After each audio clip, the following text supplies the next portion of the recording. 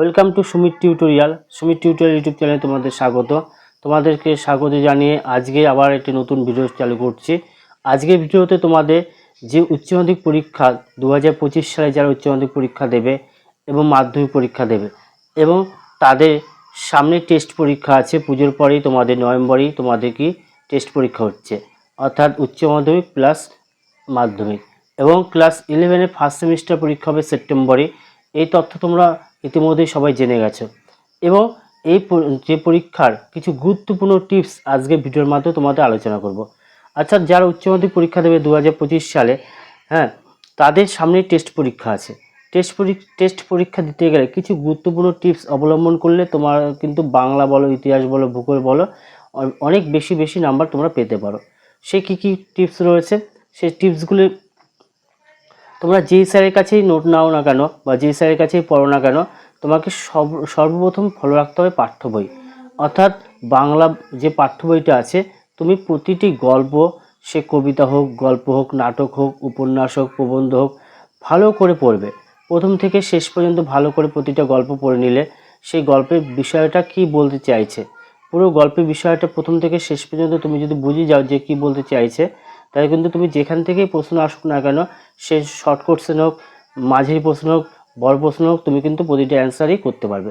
তাই তোমার প্রথম টিপস যেটা আমার, সেটা হচ্ছে কি, যে পাঠ্য বইটাকে সম্পূর্ণভাবে পড়তে হবে এবং তারপরে যে স্যাররা যে নোট দেবে, স্কুলের নোট, তোমার গৃহশিক্ষকের নোট, সেই নোটগুলি, সে গুরুত্বপূর্ণ প্রশ্ন যে দেবে সেই প্রশ্নগুলো ভালো করে পড়বে।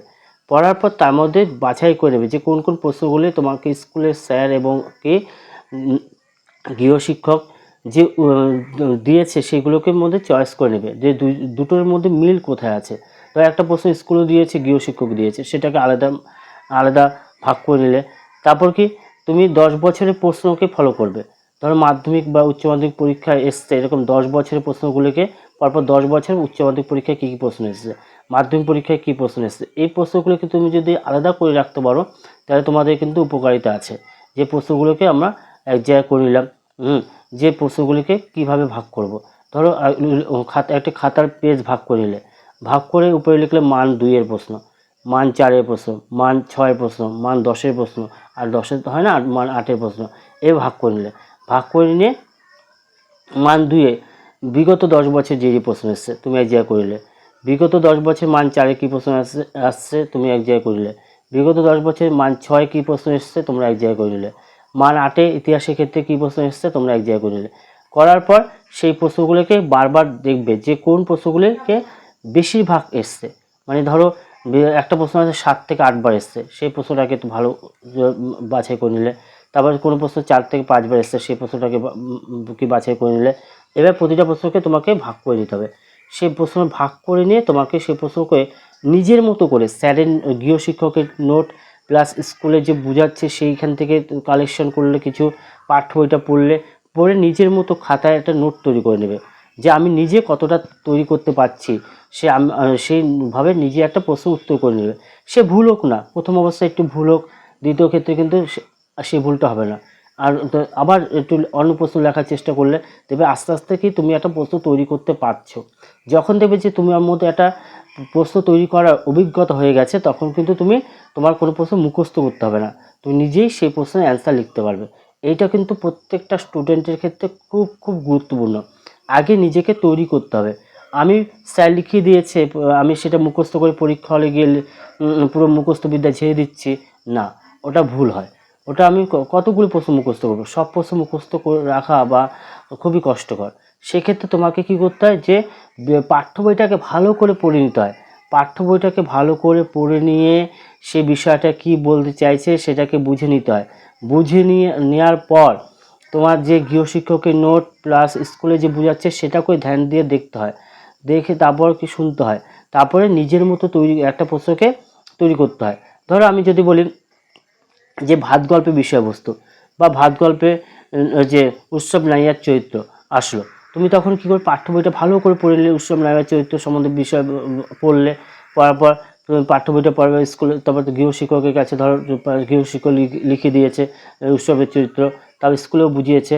এবার 3টেকে মাথার মধ্যে লক্ষ্য করে নেবে, লক্ষ্য করে নিয়ে নিজের মতো করে একটা প্রশ্ন অ্যান্সার করার চেষ্টা করবে, নিজের মতো করে দেখি আমি কোথায় করতে পারছি, তারপর মিলাবে যে আমি কোথায় কোথায় ভুল করেছি, কোথায় কোথায় সঠিক করেছি, কতটা আমার প্রশ্নটা হলো। করার পর তুমি স্কুলের স্যারকে দেখাতে পারো বা গৃহ শিক্ষককে দেখাতে পারো যে দেখুন তো স্যার আমার প্রশ্ন উত্তরটা কতটা হয়েছে।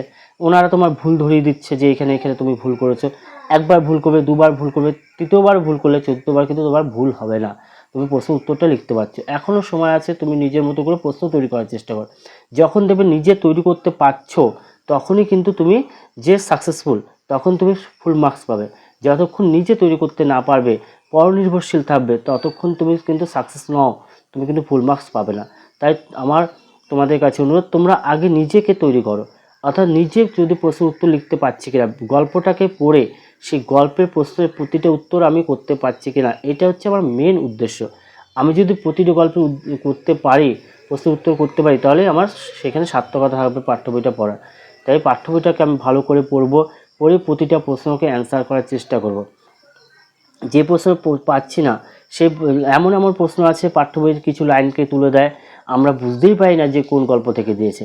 তার জন্য কি সবার আগে আমাকে পাঠ্য বইটাকে খুব ভালো করে রিভিশন দিতে হয়। তাই পাঠ্য বইটাকে আমি ভালো করে রিভিশন দেবো, দেওয়ার পর প্রশ্নগুলি তৈরি করব, যে কোথায় প্রশ্নগুলি দেখি আমি তৈরি করতে পারছি কিনা। এবার না পারলে একটু প্রথম অবস্থায় স্যারের সাহায্য নিলাম, পরবর্তীতে স্যারের সাহায্য কিন্তু তোমাকে নিতে হচ্ছে না, তুমি একাই তৈরি করতে পারছো, তখনই তুমি কিন্তু ফুল মার্কস পাবে।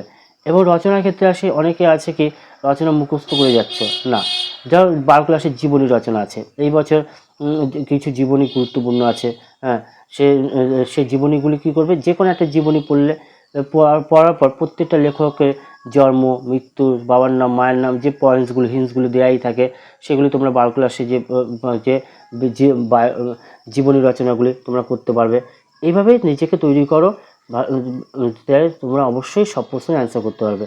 আশা করি তোমাদের এই টিপসগুলি অবশ্যই কাজে লাগবে, এবং ভিডিওটি তোমরা সম্পূর্ণ দেখবে বা দেখার জন্য ধন্যবাদ। সুমিত টিউটোরিয়াল ইউটিউব চ্যানেল তোমাদের আবার পুনরায় স্বাগত জানাই। যারা এখনই চ্যানেলটিকে সাবস্ক্রাইব করে রাখোনি, তোমরা অবশ্যই চ্যানেলটিকে সাবস্ক্রাইব করে রাখবে, তোমরা অসংখ্য ভিডিও এই টিউটোরিয়াল বিষয়ে পেয়ে যাবে। আজ এই পর্যন্তই, দেখা হচ্ছে অন্য কোনো প্রসঙ্গ নিয়ে অন্য কোনো ভিডিওতে।